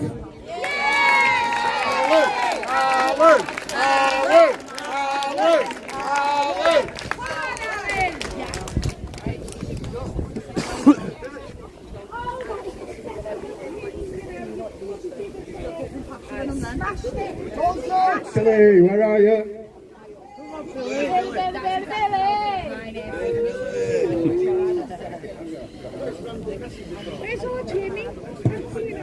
They're sick of hearing me today. Okay guys, again, another like-minded person, and he's come quite a long way to stand here and talk about what's happening in his town. Pretty much can't copy what's happening in yours. Again, you can see the signs on the wall. United Hull, again, action against gangs. Please warm welcome to my man Ian Oakey. Unless he's always here. I was nearly going to pull. No, you're not. Please give him a warm welcome. He's come a long way to stand here with the people of Oldham. Ian Oakey. Thank you.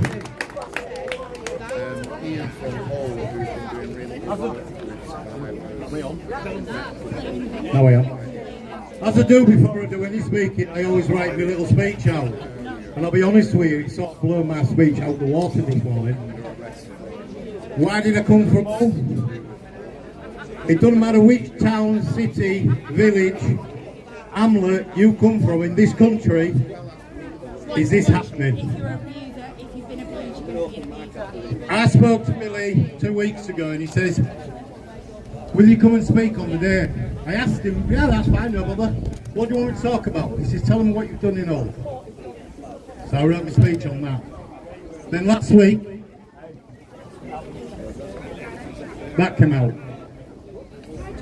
And I'm thinking, should I talk about it all? I will do, but at first, I'm looking around here in Oldham this morning, And this afternoon I'm thinking, Oldham has a population of 235,000 people. Where are they? Are they not looking at this newspaper article here and thinking, well, I need to do something about this? Because that's what I did. This is where I go and tell you what I did in Hull. So I started, we've got United Hull, as you see. And we started after a documentary that was produced by Sky TV. Now, paedophilia, child sexual exploitation in my city, nah, that doesn't exist. Then Sky woke us all up and put this out. It was 4 mini documentaries, each one lasting approximately 10 minutes. And telling us what we didn't even know was going on in our city. I was horrified, absolutely horrified. I couldn't believe it. And then one night, myself, my brother, and Ian Cooper, who's here today with me, were sat in my brother's kitchen talking about it, and I'm ranting and raving. Both of them turned round to me and said, well, I turned round to them and said, something needs to be done in Hull. Nobody in Hull knows this goes on because it was kept hidden. And what did they say? Well, go on then, do something.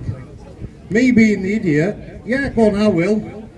Started United Hull up. But I couldn't believe what was going on in Hull. All these newspaper articles, Rochdale, Oldham, all over Manchester, Telford, not in my city, but it was happening.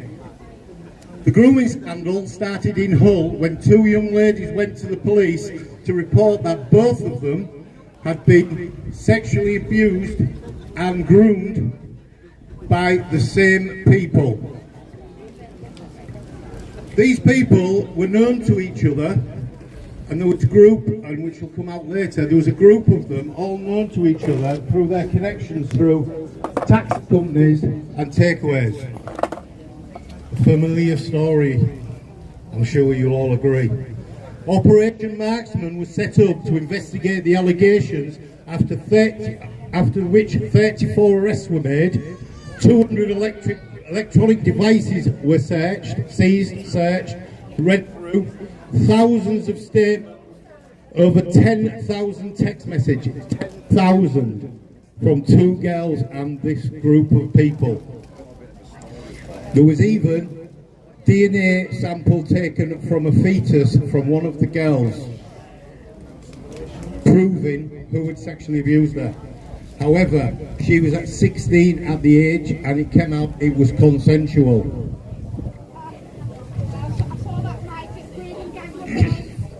It was absolutely horrendous what these girls had gone through. The case was closed in 2021 as the CPS deemed that there wasn't enough evidence to bring a successful prosecution against these 34 individuals. When I set United Hull up, our sole aim was to get Operation Marksman reopened. Why have they closed it? What was the reasons? I don't give a shit about what they say about the CPS, saying it wasn't come to their threshold of prosecution. There's got to be more in it.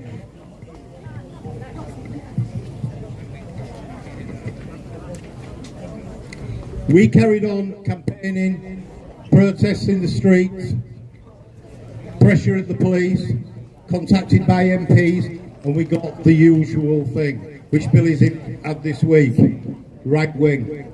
All we're doing is attacking people. It's nothing to do with that. We continued with this. We wouldn't lie down. We set a Facebook page up on the Saturday morning, myself and Ian. People started going, what's going on here? First day, 100, 150, 200. By the end of the first week, we had 3,500 followers. People didn't know what Marksman was, didn't believe what we were telling them. The only evidence we had at that point was the Sky TV. We were posting that everywhere. Guess what? It getting taken down at Facebook. Every time we posted it on, the police knocking on my door. What are you doing? Doing it. Why? Because nobody knew what was going on in Hull. When the investigation investigation started, it was in 2019. In Hull, during 2019, it was a city of culture. The last thing they wanted us to put out was the fact, while they were all celebrating in the streets with the rainbow flags, was the fact that there was so much corruption within the council, within the police force, and the community that were causing all this going on.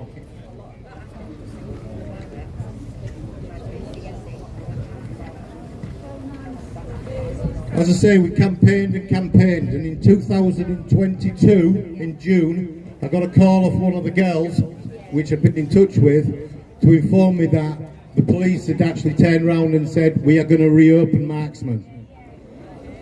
We'd done it. We'd actually got them to reopen Marksman.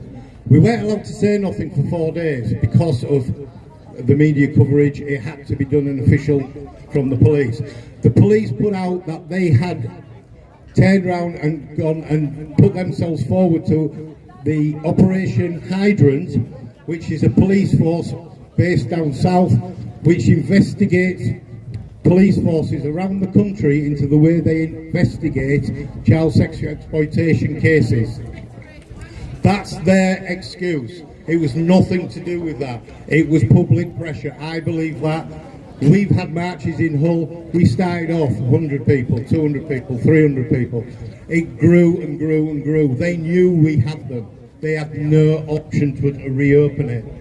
They called the new investigation Operation Conference. I wasn't 100% sure of that, having the word con in the new operation, because that's all it is in my eyes, is a con. All they're doing is bowing to our pressure.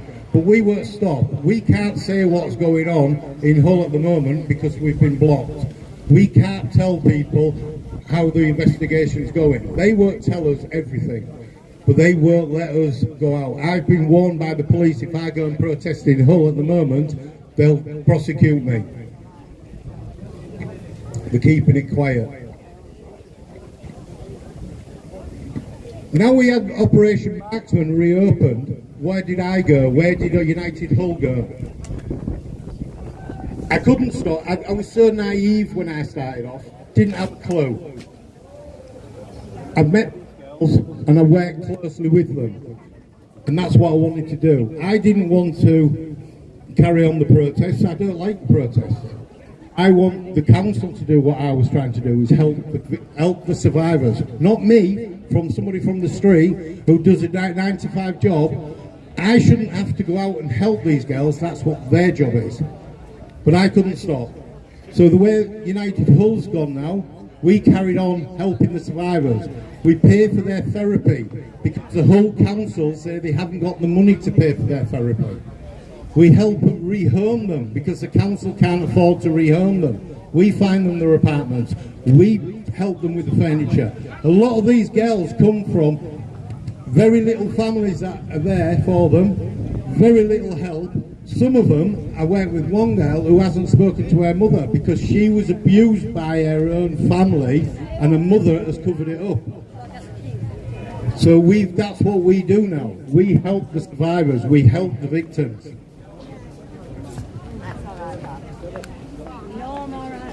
I've met some amazing people on my journey through what I've been doing. Like I say, I wasn't brought into this. It felt as if I had to do something. On these tours I'm doing around the UK, is more to do with how I feel. I've met some great people, Billy. You know, I could go around a lot of people here, but it's the same face all the time, and that's how it will always be. Like I said, 235,000 people in Oldham, and there's 250 people here, 100 people here. At one point there was 200, but I don't know where Billy's lost them. All gone to Witherspoons, yeah. But our 235,000 people in Oldham, 3 or 4 days after this article is in the paper, makes me wonder why. It's the same in Hull. We got it into the local press, we got onto the news, but people would not put their head above the parapet to talk and say, this is happening in your town. Get off your asses and get there and sort it. Not the politicians, because we can't trust them. No disrespect here.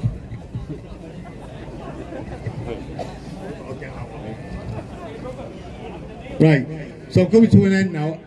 I didn't want to bring a lot of Hull into Oldham and explain what I've done and how I do my thing in there, because obviously Billy, the guys from Oldham and Rochdale, wherever, they do it their way. I'm telling you what I've done my way. I brought it to the public attention.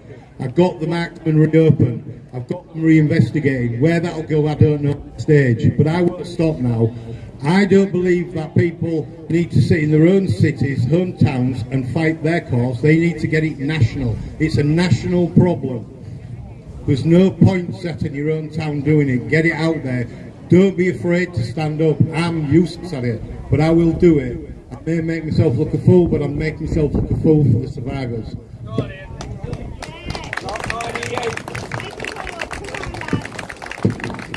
Well, like I say, I've met some amazing people, and one of them stood here right next to me. I met Billy over maybe about a year or 18 months ago, and we've chatted on numerous occasions, but there was one phrase that Billy once said to me. When they reopened Marksman, he rang me within 10-15 minutes of it being gone multi-million. Everybody knew about it. It was all over Facebook. And he rang me up and he went, "Fuck me," and he says, "You've been at it 8 months and you've got it open." He says, "It took me 8 years to get where you are today. Well done, mate." Now that coming from Billy was it was an honour, and I'm thinking, fair play. You know, I've done something right, but it's an honour to stand with him, and if he asks me to do it, I'll do it. And I think everybody needs to get with this guy because he's the one that knows what he's doing. His passion is unbelievable. Thank you. Excellent.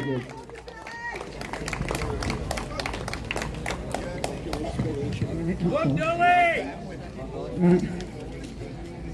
I'm going to take... That I'm here because Oldham Council and GMP are trying to silence me. I put the mask on just so that you can see that I haven't been silenced by GMP and OMBC. They are still allowing our under fives, over fives, everything to be abused, every children. They're not bothered. They banned me from the latest meeting because I had to speak out in that meeting. That meeting, I had every right to be at that meeting. The only reason on the 12th of July that I spoke out in front of all that chamber full of all them councillors was because they was ignoring me. Emma from Dumbarton was ignoring me. She was cancelling the meetings the day before I should have had them. I should have had a food bank this Thursday. They won't let me have a food bank. They won't let me have gas. They won't let me have electricity.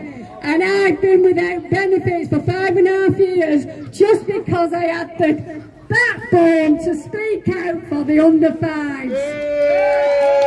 And I will never stop speaking out for the under fives. Oldham, MBC and GMP and all those in Manchester and everywhere else. Every child matters. And I went to that man called Andrew Burnout. He sent me to Moss Side for a solicitor and they wouldn't let me have one. They're keeping it our colour, and do you want to know why? Anybody? Because Ofsted have covered up for Oldham Council. It's bigger. Suella Braverman has told me I'm on my own. She won't listen to any more of my letters that just me sending. She's going to put all my letters just into the archives like they've been doing. But I want to take that council and GMP to the cleaners, because our children are the ones that really are suffering the detriments. I can speak out, but some of them under fives cannot. They are so vulnerable, and that Oldham MBC and GMP are quite happy to let them be vulnerable. So is Andrew Burnout, and we want him out. We want this council out to account, because they're a waste of the taxpayers' money. They're just using all our money just to keep them in expenses. Our children deserve better. And I'd just like to say to y'all, I've met some great friends in Oldham. I've met some really nice people who don't work on Oldham Council and GMP, and I thank every one of you for turning up and looking after our children. Thank you.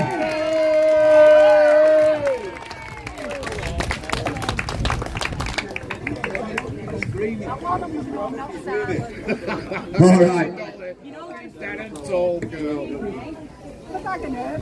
Excellent. Okay, so everyone knows the story of me travelling to Cumbria, to Barrow. While I was there, I met a new family, I made a new family, and I want one of them to speak today. It's my co-founder, my right arm from Pad Cumbria, Ian Piper.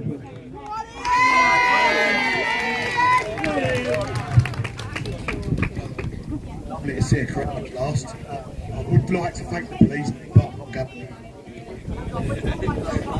Yeah, I would like to thank the constabulary, but I'm not going to bother because you do fuck all. Where do I start? Shake your head. Where do I start? Young girl in Cumbria, back in 2017, reported the horrific stuff she was going through. I won't. Just keep my mouth shut. Two days later, they come arrested her with a Mickey Mouse charge. Took her 3-4 years to fight it in court, where the CPS actually said, you know, this girl didn't do this crime. But we have got the evidence of what happened to her. Good old Sarah Jackson covered it all up. Cumbria police covered it all up. And I'm a man of my word. Though we will be, yeah. And it will be coming out. We are going national with it. We are going to name and shame. And as much as people streaming, all I ask is those that are watching on streaming, if you're fighting for it, don't sit behind a computer watching it. Don't sit at home. Come out here. Come out here. Stand with your own folks. This is the biggest crowd I've seen in 3 years. Right? Don't stand there. Alan's travelled from near enough other end of the country. You've got people here far and wide.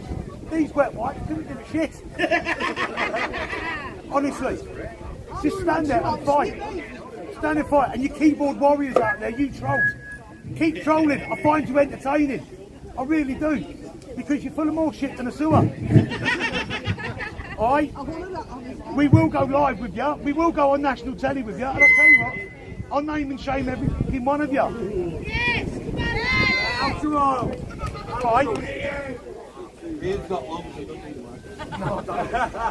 And I'll tell you what, I'm going to go back to that girl who reported the horrific shit that she had gone through.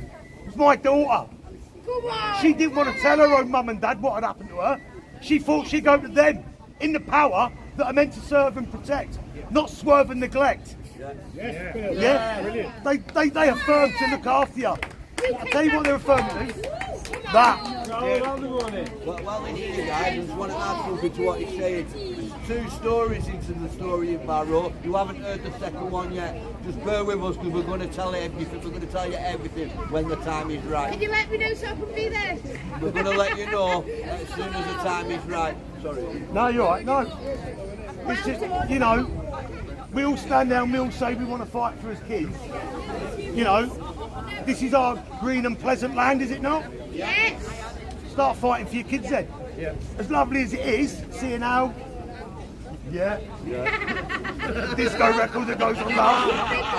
Yeah. We all meant to stand together. It's lovely when I go on ours and I see 2,000-3,000 people watching.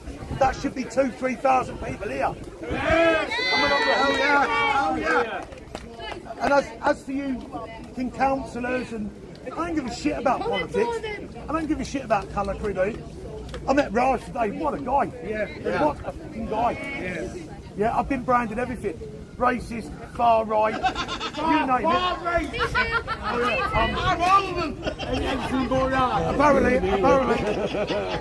Apparently I'm that far right, I don't know where my fucking left hand is. I would rather be branded all of that than a wrong one. Alright? If you want to brand me that for sticking up for kids, then you bring alarm bells in my head if you won't stand up and shit. That's all I've got to say. We're glad to hear. And we're going to fight with you. We're back on the mic. I thought we turned it off because she was coming on next.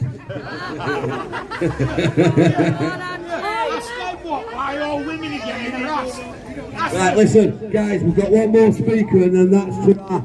We'll see. Before we go, before I pass the mic on, I want everybody.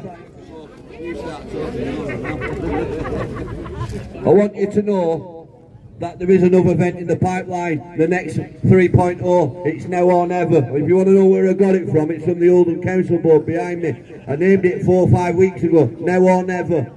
It's now, because we're sick of waiting. We're not going to wait forever. We need to change now, and we're going to fight for it to change now.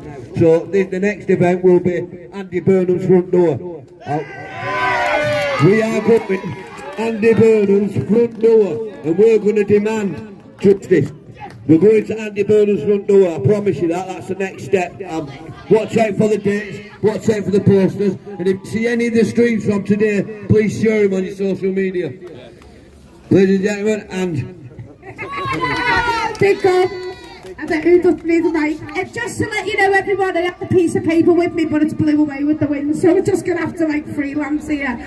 So anyway, I've written a few little points down so I don't forget what's going on with my town. So there's a woman called Julia Hassel who's in your children's services today. She's the manager of the children's services. Yes! Now she's yours. She got sacked from Whistleblower Council for the grooming gang. It's in the Liverpool Echo. Type it into Google. Julia Hassel sacked from Whistleblower Council and it'll come up. There's your evidence. So anyway, Julia Hassel was sacked from the council. Yes, she signed all my paperwork off and she's been hiding a grooming gang, and then she got moved because she got caught with the grooming gang, and now she's in your town. That's why I'm actually here today. Well, she's in Rochdale Children's Services to be precise. God, this is a task. So there was a child hate serious case review report written, and you can also Google that, but that's been removed now because they've removed it.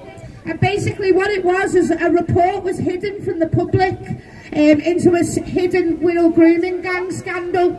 So basically they made recommendations rather than release a report to cover it up. And one of the recommendations was to make sure more children got moved to a mental health unit.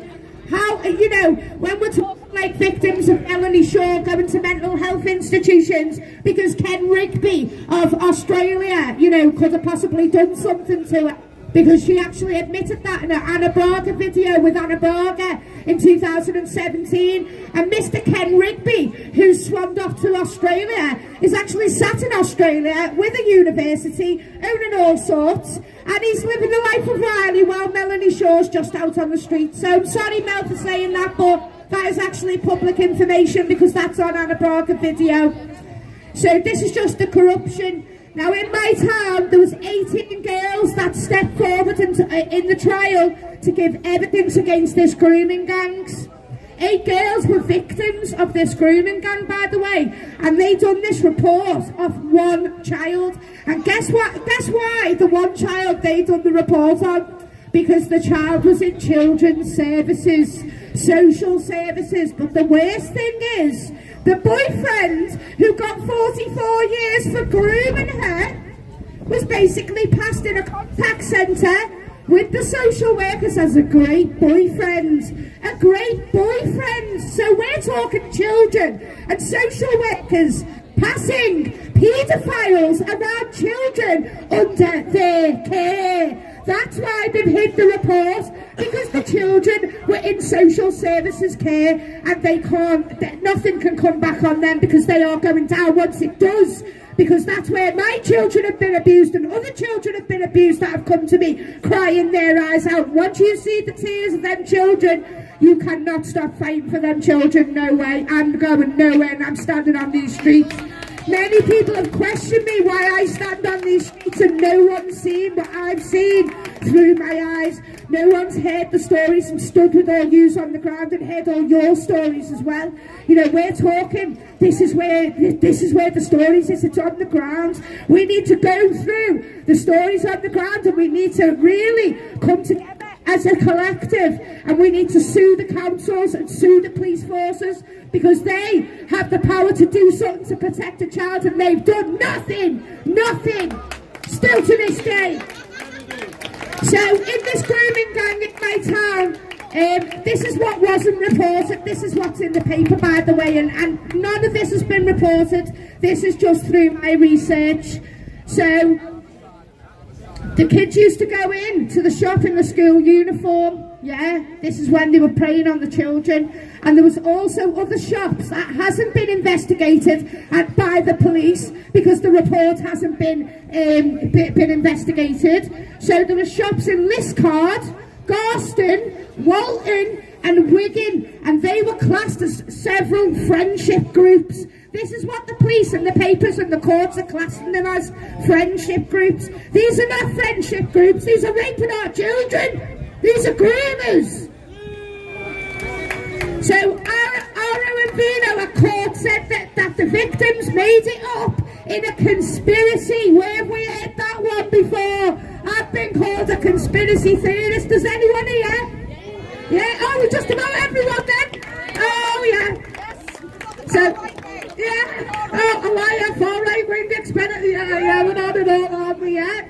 So, anyway, they said that these teenagers were jealous and that they dreamt up their rape. They dreamt up their rape. There was 8 testifying. How do 8 jealous teenagers make up a rape together? How? I just don't get how the courts work, I really don't. Anyway, these got 44 years, by the way, between them, 22 years each.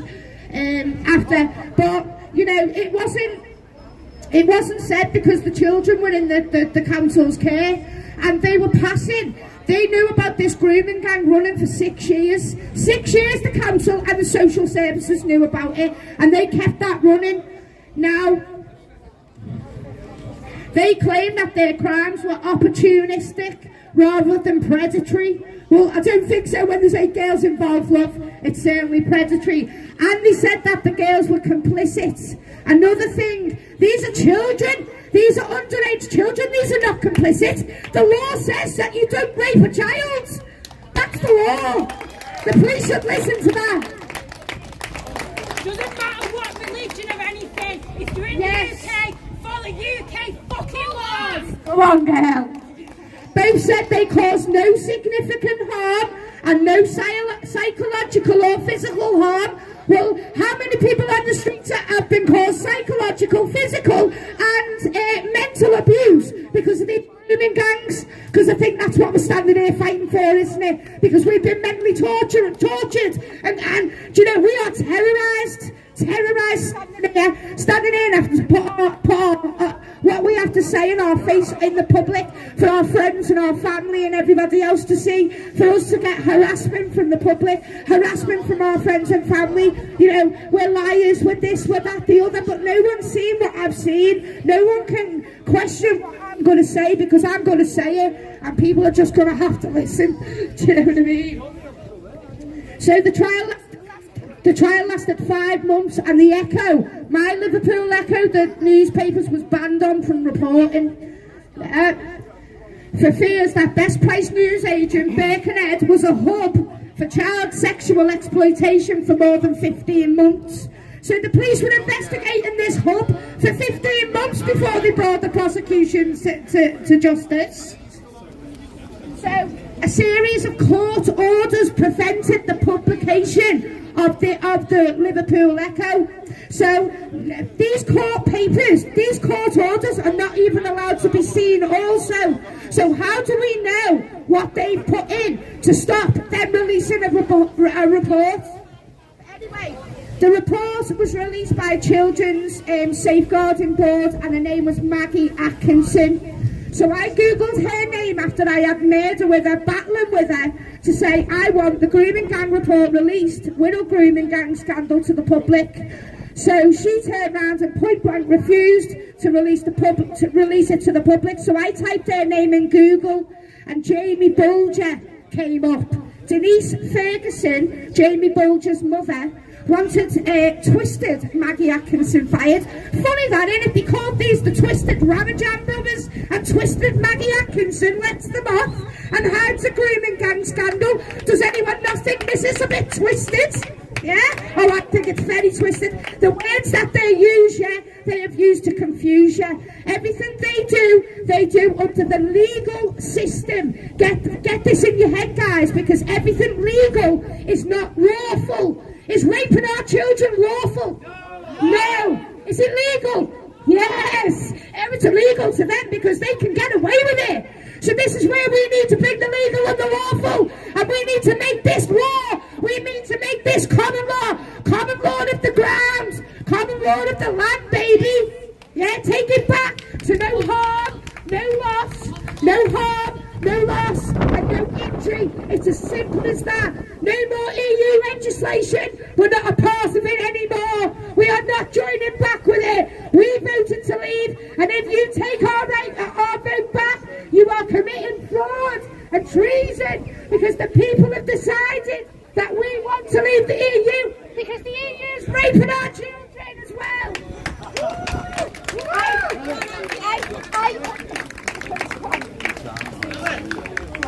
Right, I'll say more next time.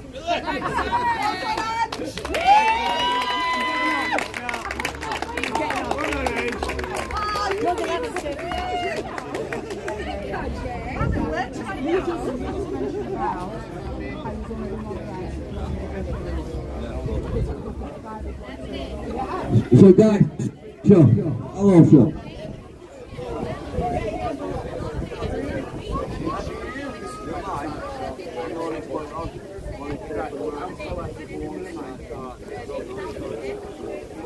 Give me the mic.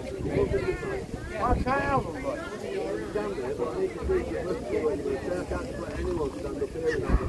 I've got to go. Come on. Take me. See you later, guys. Right, guys, we're going to be wrapping it up. Again, thank you for coming, and we'll see you at the next one. Right, cheers, guys.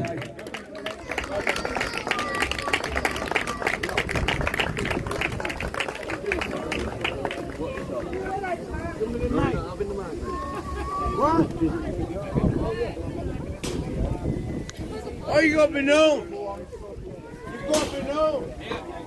Thanks for watching, everyone. Got a drunk guy here, I'll keep it live for a few seconds, see what happens here.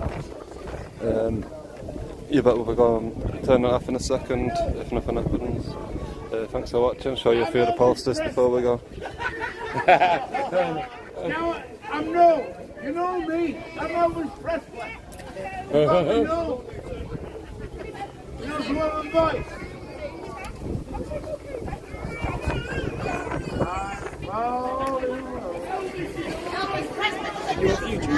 Yeah, on YouTube. Yeah. TK, is it? Yeah. TK Media. What's yours? Harv at YouTube. Harv. Oh, someone mentioned you in the live stream before. Yeah. No, keep up the good work. Good, cheers.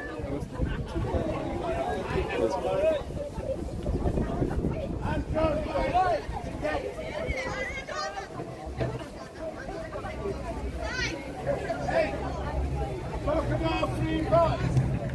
Talk about free rights.